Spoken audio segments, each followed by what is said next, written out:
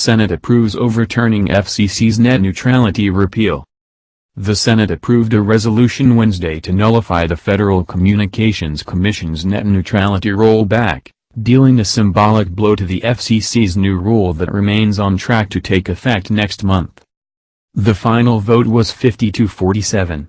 As expected, Senator Susan Collins, Republican Maine, joined Democrats in voting to overturn the FCC's controversial decision. But two other Republicans, Senator John Kennedy of Louisiana and Senator Lisa Murkowski of Alaska, also voted in favor of the resolution of disapproval. The outcome is unlikely to derail the FCC's repeal of Obama-era rules that restrict Internet service providers' ability to slow down or speed up users' access to specific websites and apps. The legislative victory is fleeting because the House does not intend to take similar action, but Democrats are planning to carry the political fight over Internet access into the 2018 midterms. "Today is a monumental day," said Senator Edward Markey, D.M.S., during debate over the resolution. "Today we showed the American people who signs with them, and who signs with the powerful special interests and corporate donors who are thriving under this administration." Critics of the FCC rollback say they're worried about consumers being forced to pay more for a less consistent or slower service.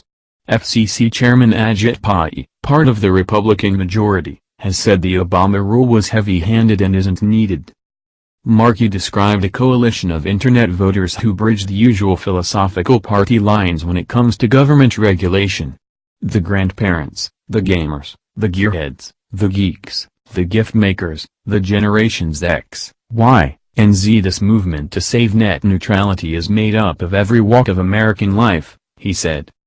Republicans overwhelmingly support ending net neutrality because they want to shift regulatory power away from the federal government and toward the private market.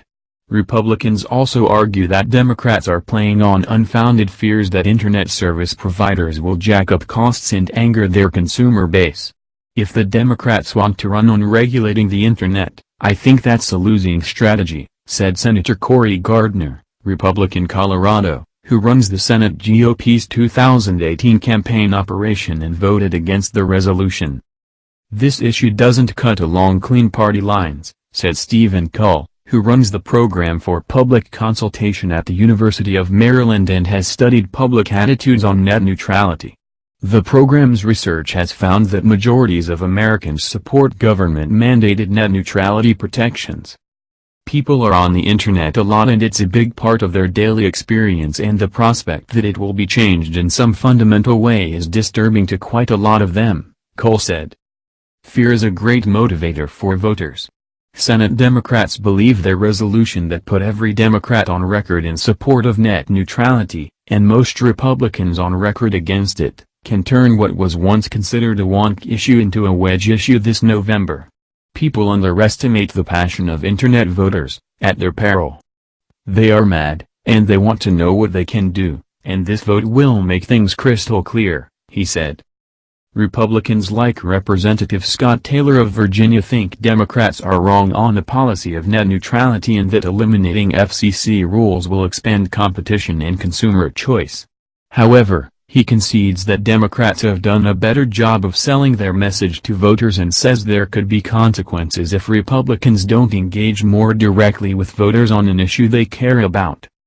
It's important Republicans have a clear and concise message to tell them why net neutrality, while it sounds good, and maybe it's even well-intended, is not the right answer for them, Taylor said. Net neutrality doesn't make for catchy campaign slogans, but there are indicators that voters are clocking this issue.